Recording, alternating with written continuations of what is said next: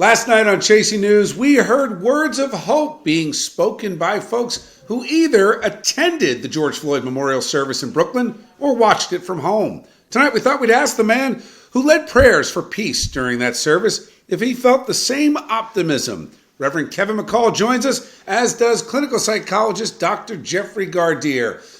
Gentlemen, good to see you both. Reverend, I'm going to start with you on this. Tell me what you're feeling now today, the day after.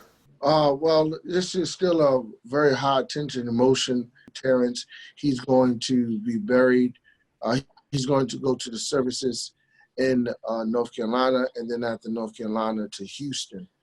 So they're still on a high emotions in terms of going through what they have transpired. It's very important to be able to just keep them in your prayers because it's a long road ahead that they have to endure. Doc, let me turn to you on this. You felt very optimistic yesterday. Now speaking with the Reverend today, what are you thinking? I certainly remain optimistic, and part of that is because of the work of Reverend McCall.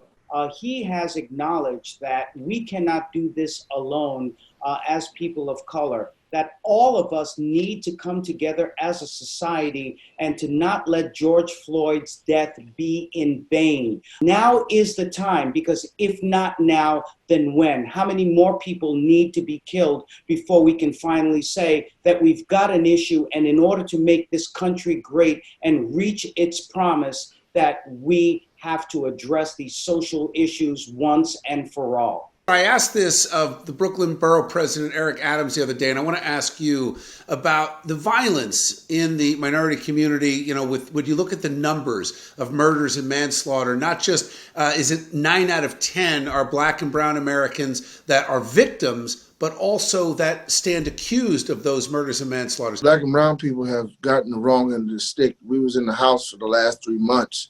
A lot of people have lost their jobs because of COVID-19. A lot of people, the mayor here in New York City has cut the budget for some youth jobs. So when you do these things in our community, we are affected. We want to make sure that if you care about us, if you continue to provide the resources, then crime will go down. But you cannot take away and have so much money in the police department, and you're not defunding the police department and taking away from those programs and these services that people can be able to have, then of course you're going to see crime going up. And the other thing is that this is not a problem of when you're dealing with police misconduct and police brutality and police murder. When you do a crime in the Black community, you face jail time. These officers that did a crime against George Floyd, they need to face jail time. So when we're dealing with the issues, we need to be able to have the support mechanism that can help us, and we don't need to be able to fight for what it is. We always have to fight for our rights. When is will we end that we won't have to get, Black people won't have the end of the stick. Reverend McCall, thank you for joining me. Dr. Jeff, always good to see you, both of you. Enjoy the weekend. Be strong, keep the faith, and we'll talk soon. Thanks, Bill. Thank you.